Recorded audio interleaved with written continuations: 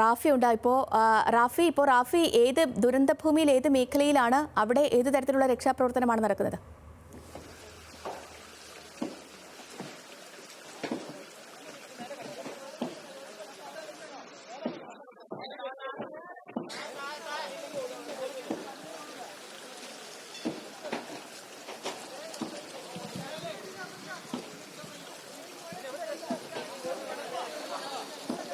സേതുലക്ഷ്മി, ഞാൻ മുണ്ടക്കയത്താണുള്ളത്. ഈ മുണ്ടക്കൽ, അതായത് ഈ ദുരന്തം നടന്ന ഈ ചൂരൽ മലയ്ക്ക് അടുത്തുള്ള മുണ്ടക്കയ എന്ന സ്ഥലത്താണുള്ളത്. ഇവിടെ ഇപ്പോൾ ഈ വീടുകളിൽ കുടുങ്ങിപ്പോയ ആളുകൾ, അതായത് ഈ ഉരുൾപൊട്ടൽ സമയത്ത് വീടുകൾ ഉണ്ടായിരുന്ന മേഖലയിൽ വലിയ തോതിൽ മണ്ണടിച്ചിട്ടുണ്ട്. ഇവിടെ ഈ മണ്ണിനടിയിൽ ആളുകൾ അകപ്പെട്ടിട്ടുണ്ടോ എന്നുള്ളതാണ് ഇപ്പോൾ സൈന്യത്തിന്റെയും മറ്റ് രക്ഷാപ്രവർത്തകരുടെയും നേതൃത്വത്തിൽ പരിശോധന നടത്തുന്നത്. ഇതിനോടകം തന്നെ ഇവിടെ നിന്ന് 5 മൃതദേഹങ്ങൾ ഈ രക്ഷാപ്രവർത്തകർ കണ്ടെടുത്തിട്ടുണ്ട്. ഇപ്പോൾ കൂടുതൽ പരിശോധനകളാണ് നടത്തുന്നത്. ഇപ്പോൾ ഒരു വീടിന്റെ മേൽക്കൂര, വീടിന്റെ മറ്റു ഭാഗങ്ങളെല്ലാം ഈ ചെളി നിറഞ്ഞിരിക്കുകയാണ്. മേൽക്കൂര മാറ്റി പരിശോധന നടത്തുന്നതിന് വേണ്ടിയുള്ള ശ്രമങ്ങളാണ് സൈന്യത്തിന്റെയും ഒപ്പം തന്നെ NDRFന്റെയും മറ്റ് രക്ഷാപ്രവർത്തകരുടെയും നേതൃത്വത്തിൽ നടക്കുന്നത്.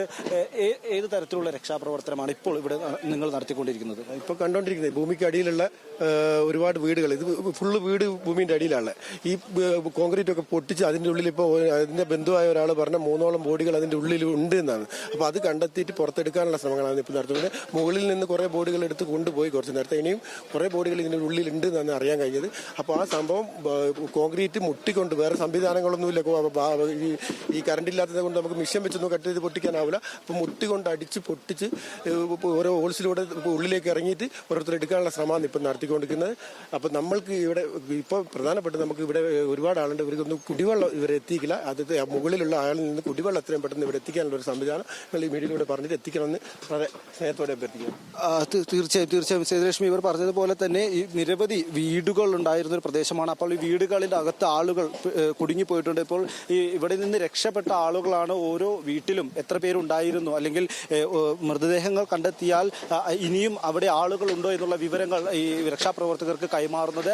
അവർ നൽകുന്ന വിവരങ്ങളുടെ അടിസ്ഥാനത്തിലാണ് ഈ രക്ഷാപ്രവർത്തകർ ഇത്തരത്തിലുള്ള ഈ മണ്ണ് മാറ്റിയുള്ള പരിശോധനകൾ നടത്തുന്നത്. കാരണം ഇവിടെ ഈ മണ്ണടിഞ്ഞ ഈ പ്രദേശത്ത്, ഈ ദുരന്തമുണ്ടായ ഈ പ്രദേശത്ത് എത്ര ആളുകൾ താമസിച്ചിരുന്നു, അല്ലെങ്കിൽ എത്ര പേർ ആ ദുരന്തമുണ്ടാകുന്ന സമയത്ത് ഇവിടെ ഉണ്ടായിരുന്നു എന്നുള്ള കാര്യത്തിൽ ഇപ്പോഴും വ്യക്തതയില്ല. കാരണം കുറെ ആളുകളെ ഈ പ്രദേശത്തെ ഒരു സാഹചര്യം പരിഗണിച്ച്, ഈ മഴയുടെ സാഹചര്യം പരിഗണിച്ച് മാറ്റി താമസിപ്പിച്ചിരുന്നു. കുറെ ആളുകൾ ബന്ധുക്കളുടെ വീടുകളിലേക്ക് മാറിപ്പോയ ആളുകളുണ്ട്. ഒപ്പം തന്നെ ചില മേഖലകളിൽ നിന്ന് ബന്ധുക്കളുടെ വീടുകളിലേക്ക്, ഇവിടെയുള്ള ബന്ധുക്കളുടെ വീടുകളിലേക്ക് വന്ന ആളുകളുണ്ട്. അങ്ങനെ പലതരത്തിലും ആളുകൾ ഇങ്ങോട്ട് എത്തുകയും ഇവിടെ ഉണ്ടായിരുന്ന ആളുകൾ പുറത്തേക്ക് പോവുകയും ചെയ്തിട്ടുണ്ട്. അതുകൊണ്ട് എത്ര ആളുകൾ ഇവിടെ ഉണ്ട് എന്നുള്ള കാര്യത്തിൽ വ്യക്തതയില്ലാത്തത് കൊണ്ട് തന്നെ ഇവിടെ നിന്ന് രക്ഷപ്പെട്ട ആളുകളിൽ നിന്ന് അവരവരുടെ കുടുംബങ്ങളിൽ എത്ര പേരുണ്ടായിരുന്നു എന്നുള്ള വിവരങ്ങൾ ശേഖരിച്ച് ആ തരത്തിലുള്ള ആളുകൾക്ക്, ഈ കുടുങ്ങിക്കിടക്കുന്ന ആളുകൾക്ക് വേണ്ടിയുള്ള പരിശോധനകളാണ്, രക്ഷാപ്രവർത്തനമാണ് നിലവിൽ നടത്തിക്കൊണ്ടിരിക്കുന്നത്. ഒപ്പം തന്നെ ഈ രക്ഷാപ്രവർത്തകർ എടുത്തു പറയുന്ന ഒരു കാര്യം, ഇവിടെ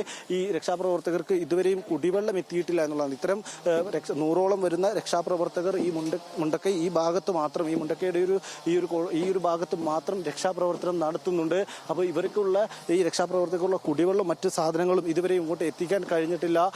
പാലം നിർമ്മിക്കാത്തത് കൊണ്ട് തന്നെ താൽക്കാലികമായി നിർമ്മിച്ച പാലങ്ങളിലൂടെ വളരെ ബുദ്ധിമുട്ടിയാണ്, വളരെ കുറച്ച് മാത്രം ആളുകൾക്കാണ് ഇങ്ങോട്ട് കടന്നു വരാൻ സാധിച്ചിട്ടുള്ളൂ. ഒപ്പം തന്നെ ഇവിടെ വൈദ്യുതിയോ മറ്റു ഒരു തരത്തിലുമുള്ള സംവിധാനങ്ങളോ ഇല്ലാത്തത് കൊണ്ട് തന്നെ ഈ രക്ഷാദൗത്യം വളരെ ശ്രമകരമാണ് എന്ന് വേണം പറയാൻ. കാരണം ഇവർ കൈകൊണ്ടും ആണ് ഇത്തരത്തിൽ വലിയ ഈ മൺകൂനകൾക്ക് മുകളിലുള്ള വീടുകളുടെ മറ്റ് സാമഗ്രികളെല്ലാം തന്നെ മാറ്റുന്നത്. കോൺക്രീറ്റിന്റെ അവശിഷ്ടങ്ങളും ഒപ്പം തന്നെ മേൽക്കൂരകളും, അങ്ങനെ വലിയ തോതിൽ ഈ മണ്ണിന് മുകളിൽ വീടിന്റെ ഓരോ സാധനങ്ങൾ അടിഞ്ഞുകൂടിയിട്ടുണ്ട്. ഇതെല്ലാം മാറ്റി വേണം മണ്ണിനടിയിലേക്കുള്ള പരിശോധനകൾ നടത്തുന്നത്.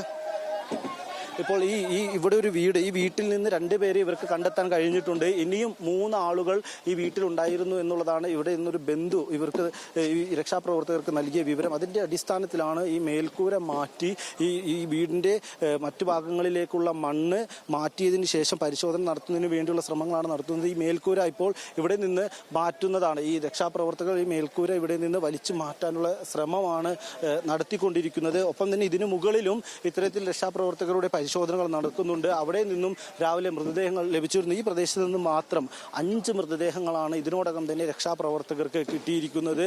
ഇനിയും നിരവധി വീടുകളിൽ പരിശോധനകൾ നടത്താനുണ്ട്. ഇവിടെ ഈ നിൽക്കുന്ന മുണ്ടക്കൈ ഭാഗത്ത് താഴേക്കെല്ലാം തന്നെ ഉരുൾപൊട്ടിയ മണ്ണടിഞ്ഞുകൂടിയിരിക്കുകയാണ്. ആ ഭാഗങ്ങളിലെല്ലാം തന്നെ വീടുകളുണ്ട്, സ്കൂളുകളുണ്ട്, ഒപ്പം തന്നെ വ്യാപാര സ്ഥാപനങ്ങളുണ്ട്. ഇവിടെ എല്ലാം തന്നെ മനുഷ്യരുണ്ട്. ഈ മനുഷ്യരുണ്ടായിരുന്ന പ്രദേശമാണ്. അതുകൊണ്ട് തന്നെ ഇനി ഇവിടെ നിന്ന് താഴേക്ക് എല്ലാ തരത്തിലുമുള്ള പരിശോധനകൾ നടത്തേണ്ടതുണ്ട്. അതിന് പക്ഷേ ഇപ്പോഴത്തെ ഒരു ചുരുങ്ങിയ സാഹചര്യത്തിൽ നിന്നുകൊണ്ടുള്ള പരിശോധനകൾ പറ്റില്ല. ഇതിന് വലിയ ഉപകരണങ്ങൾ എത്തിക്കേണ്ടതുണ്ട്. അതിനു വേണ്ടിയുള്ള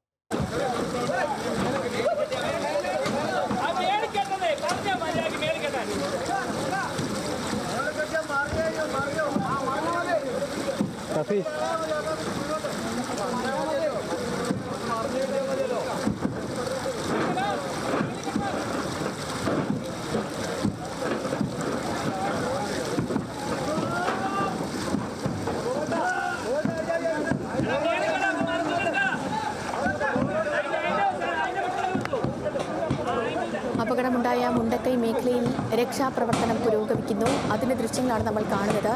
ഈ വീടിൻ്റെ മേൽക്കൂര പൊക്കിയുള്ള രക്ഷാദൗത്യം. ഈ വീടിനടിയിൽ ആരെങ്കിലും പെട്ടുപോയിട്ടുണ്ടോ എന്നുള്ള തിരച്ചിലാണ്. അവിടെ 3 പേരെ കാണാനില്ല എന്നാണ് പറഞ്ഞിരിക്കുന്നത്. 5 പേരിൽ 2 പേരെ കിട്ടി, 3 പേരെ ഇനി കണ്ടെത്താനുണ്ട്. അവർ കുടുങ്ങിക്കിടപ്പുണ്ടോ എന്നതറിയാനുള്ള തിരച്ചിലാണ് അവിടെ നടക്കുന്നത്. വടം കെട്ടി, വലിയ വടങ്ങൾ കെട്ടി, കയറുകൾ ബന്ധിപ്പിച്ച് ഈ മേൽക്കൂര മാറ്റാനുള്ള തീവ്ര ശ്രമമാണ് അവിടെ നടന്നുകൊണ്ടിരിക്കുന്നത്. ADGP അജിത് കുമാറിൻ്റെ വാക്കുകൾ അനുസരിച്ച് ഇപ്പോൾ ഇന്ത്യൻ നേവി, ആർമി ടീം എന്നിവർ അവിടെയുണ്ട്. NDRFിൻ്റെയും പോലീസിൻ്റെയും ഫയർഫോഴ്സിൻ്റെയും ടീം രക്ഷാപ്രവർത്തനത്തിൽ സജീവമായി നിലനിൽക്കുന്നു. ഒപ്പം തന്നെ രക്ഷാപ്രവർത്തനത്തിന് ട്രെയിൻഡായ സന്നദ്ധ പ്രവർത്തകരും ഇന്ന് ഈ 2ാം ദിനത്തിൽ രക്ഷാദൗത്യത്തിൽ ഉണ്ട്. ആർമി ടീം അവർ അവിടെ താൽക്കാലികമായൊരു പാലം നിർമ്മിക്കുകയാണ്. മുണ്ടക്കൈ മേഖലയിലേക്ക് പോയി അവിടെയുള്ളവരെ സുരക്ഷിതരായി ഇക്കരെ എത്തിക്കാനുള്ള പാലം നിർമ്മാണത്തിലാണ് ആർമി ടീം ഉള്ളത്.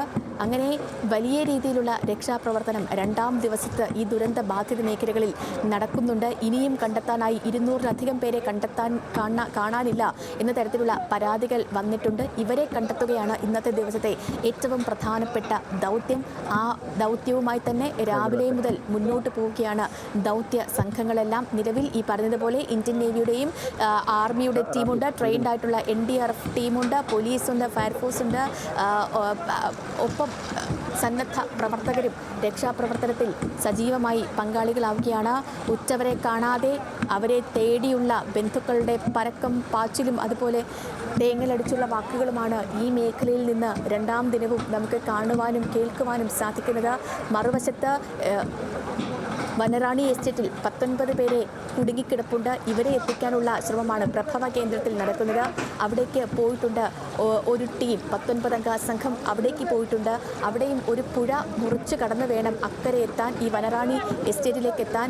അവിടെ വടം കെട്ടിയുള്ള ദുഷ്കരമായ ഒരു രക്ഷാപ്രവർത്തനം ആ മേഖലയിലും പുരോഗമിച്ചുകൊണ്ടിരിക്കുന്നു. അങ്ങനെ വയനാട് മേഖലയിൽ ഇന്നലെ ഈ ഉരുൾപൊട്ടലുണ്ടായ മേഖലകളിൽ മുണ്ടക്കൈ, അട്ടമല, ചൂരൽമല തുടങ്ങി ഉരുൾപൊട്ടലുണ്ടായ എല്ലാ മേഖലകളിലും ഇന്ന് വലിയ രീതിയിലുള്ള തിരച്ചിൽ ആണ് പുരോഗമിച്ചുകൊണ്ടിരിക്കുന്നത്.